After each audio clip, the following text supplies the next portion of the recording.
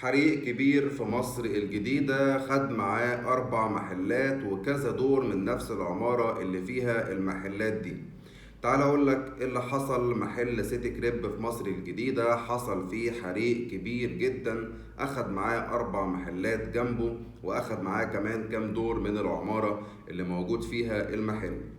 الحريق اللي حصل ده كان بسبب تسريب غازي، وللأسف واحد توفى ولقوا جثته محروقة بالكامل، و3 أشخاص حصل لهم إصابات، منهم واحد حصل له اختناق جامد جدا لدرجة إن هو راح المستشفى.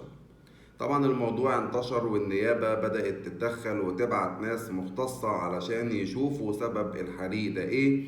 كمان النيابة استدعت صاحب المحل وكل العاملين للتحقيق معاهم، وكمان بعتوا ناس علشان يشوفوا محل سيتي كريب ده اصلا متخذ الاجراءات الكاملة للسلامة ولا لأ. طبعا هم قدروا في الاخر يسيطروا على الحريق بغض النظر عن الشخص اللي توفى. طبعا ربنا يرحمه ويصبر اهله يا رب، والناس اللي اتصابت ربنا يشفيهم على خير. في النهاية الحريق تم السيطرة عليه، وفي انتظار طبعا قرارات النيابة هنشوف ايه اللي هيحصل في الموضوع ده.